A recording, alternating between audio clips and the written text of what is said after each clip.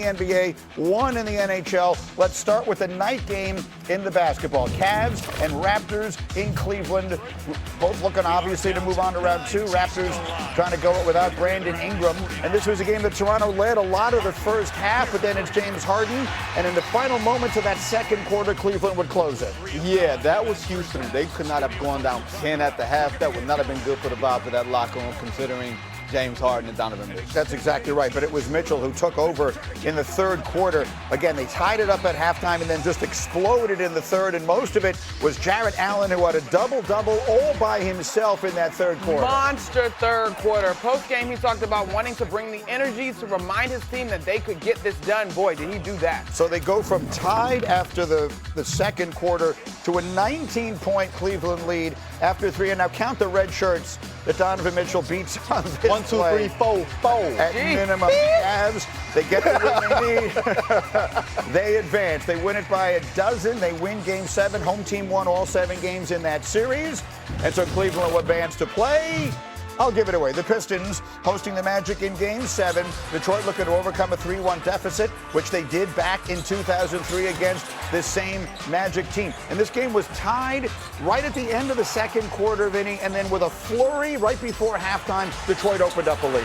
We've been asking who was going to be the second scorer with Cunningham, Tobias Harris, 15-year vet. Remember, he had a Game 7 where he scored 0. Yeah, boy. So he coming back and giving you a 30-piece. Yeah, he had 17 in the second quarter alone, and then it's Cunningham, who was just spectacular. Danis Jenkins going to knock in a 3 here to beat the buzzer at the end of the third quarter. They're up 19. The fourth quarter was basically a coronation for Cunningham and company. 32 and 12, Greeny, and 12 assists means, guess what? He got support from the rest of his teammates. The last time he had double-digit assists was way back in Game 2 in the series when we thought Detroit just needed to right the ship. And there's Harris. You mentioned the 30 points.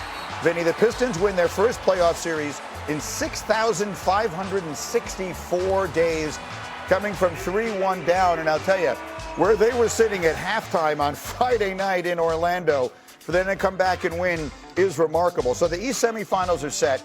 It'll be Detroit and Cleveland. That starts tomorrow. They split 4 games this year. DraftKings favors Detroit. On the other side, Knicks and Sixers starts tonight. They also split 4 games. DraftKings favors the Knicks. And again, we welcome Brian Windhorst into the conversation, but I wanted to come to you on this here, Vinny, because you requested in our meeting this morning a moment to speak to America. Go ahead. Well, look, at halftime Friday night, the Detroit Pistons were not down 3 games to 2. They were down 3.6 games to 2. That's right. To the Orlando Magic. Right. They were this close to becoming a team that will live in infamy, a 60-win team that loses decisively in 6 games to an 8th seed. And for them to come back, a team that does not have playoff experience, did not have won a playoff series, for them to come back from 3-1, win decisively in the final 3 games, I think that says a lot about their competitive character, their coaching.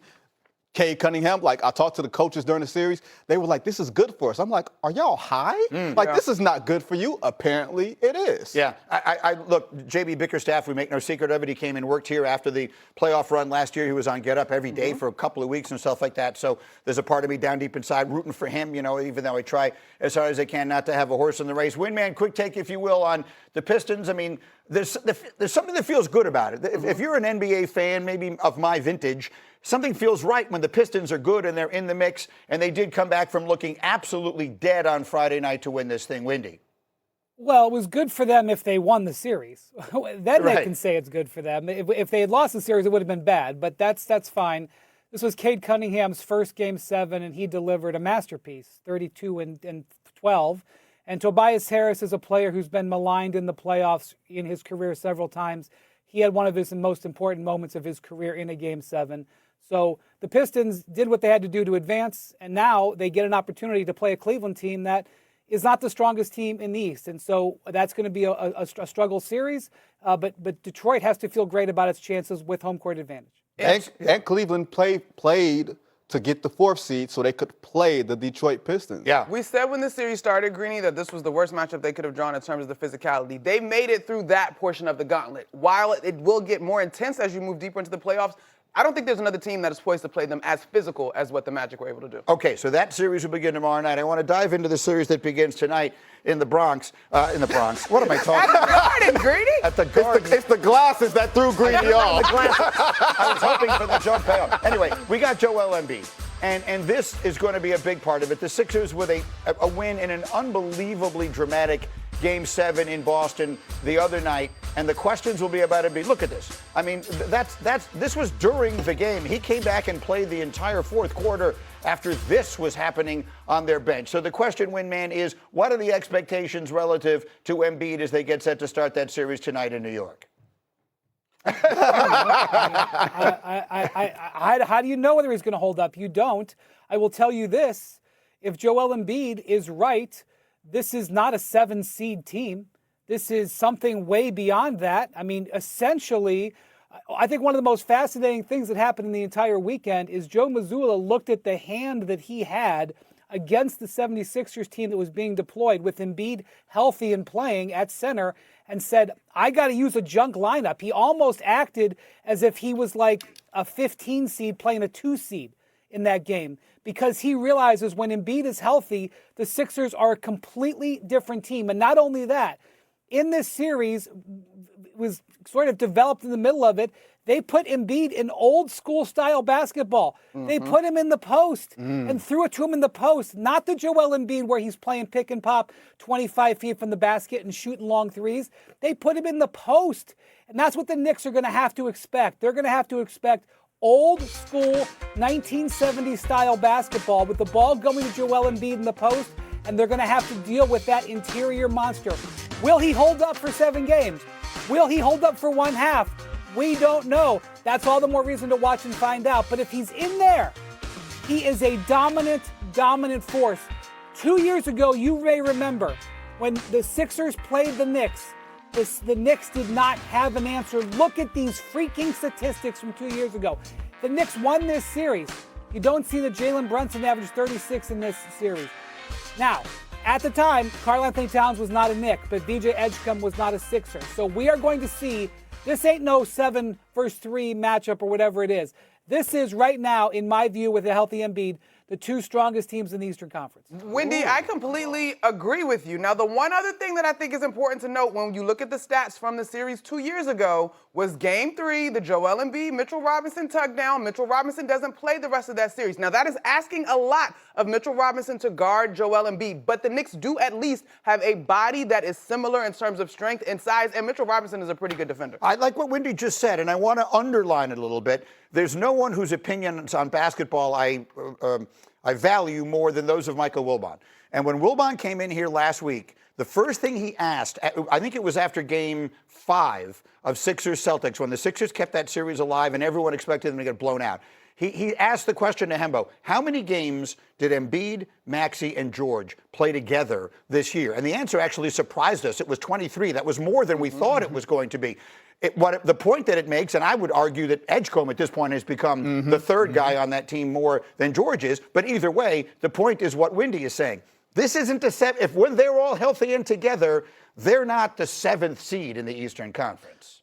Yeah, but they are. Look, when you invest in Joel Embiid, a guy who has not been healthy traditionally throughout his career. Right. And the question we're asking is that when he went like this on is what can you expect from Joel Embiid, and we don't know. Right. You are what your record says you are. Right. I understand from a talent standpoint, but you cannot not factor in the injuries of Joel Embiid, the injuries and availability of Paul George. The only 2 things that are the constant with the Philadelphia 76ers are Maxey and Edgecombe. Everything else feels like a wild card at this stage. But I think, I'm not at the risk of speaking for my friend Mr. Windhorst, what I think he's saying, or at least the way I took it is, if I could tell you right now, which no one can, that Embiid is still going to be standing when this series is over, and you know he is still healthy and is healthy as long as this series goes, then the Sixers are a hell of a lot more dangerous than any other team that might have come out of the play-in and might have upset the Celtics and might wind up being here. Like if you watch, look, the Jason Tatum injury throws everything out of whack, right? That probably is an entirely different game on Saturday night if Tatum is playing. But Wendy, go ahead. I'll let you have the floor here. This Sixers, I guess what I'm saying and what I think you're saying is this Sixers team is dangerous if they are healthy.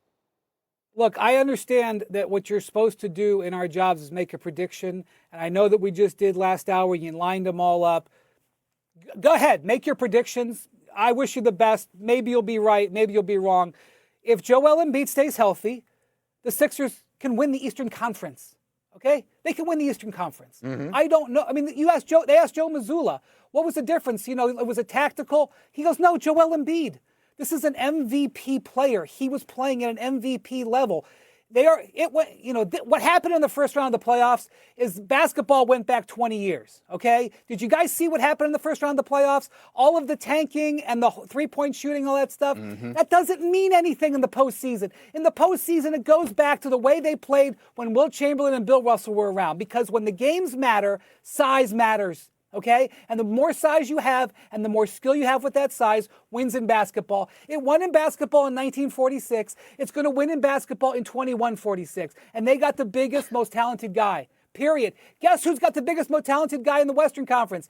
The Spurs. They may very well win it. It's going to come down to size and skill in basketball. They got the size and skill. I have no idea where he's going to make it through the first quarter. But if he makes it through 7 games, the Knicks are going to have trouble. By the way, the Knicks have a size and skill guy. Yeah. Karl Anthony Towns. That's why they went out and traded for him. Give him the ball. Give him the ball. Shocker. You can talk about scheme Wendy. and all this stuff. What happened against Atlanta was they gave him the ball. So size and skill, that's what wins in the postseason. You don't need Red Auerbach. We just saw, we're going to see it again, the history of the game. Joel Embiid's got the chance. It's unleashed the wind this morning. I love it. And by the way, you're not the only one who can have cool glasses over there. But I got myself. What do you think? Is this working for me now with the group here? I feel like I'm part of the group. Take those off. Here's a You cool can be at Detroit for 4 days, Wendy. You can be a Greenie. You can be at Detroit for 4 days. Look at, hey, that works. Greenie. Here's the stat. Here's a stat I will tell you. Yeah. Out of the top 10 teams in 3-point attempts this season, only the Cleveland Cavaliers remain as far as playoffs. Right. So 3-point shooting, which works in 82, does not seem to prove in this playoff to work in a 20-game sample size. 3-point attempts, 3-point accuracy. We thought that was going to be Boston. We thought it was going to be Denver. Teams with great infrastructure, superstars, everything else, they're home. They got put out by teams that can score in the paint. And put out by teams that can defend and are athletic and ain't soft. I agree with that. I agree with all of that. And look, the Celtics, I mean, as we're talking here, they just missed 2 more threes. But I think the point is, Tatum's injury also has a lot to do with that. I don't, in a game that's dead even, that game is dead even with a minute left. You're telling me they were going to lose anyway. They're going to lose anyway. When the Celtics shoot 13 of 49, 26%, you going to tell me Jason Tatum in that ball game was shooting 5 of 7 from 3? He was going to be a difference maker? What I'm saying is that everything is a little different with him playing. It is, but I think when we look at the philosophy that ultimately doomed them, if he's cold from the line too, and again, Jason Tatum was going to go guard Joel Embiid in the paint? Not quite. And not just that, over the past few years, the Celtics have been the favorite in every series that they've played. They've gotten 1 championship, and they've gotten put out in a Game 7 at home against Miami, put out in a Game 7 here, and put out last year by the New York Knicks because they took too many threes. Their shot diet was so terrible that you don't have the legs for it, and teams catch up to you in a 7-game playoff series. That's fair.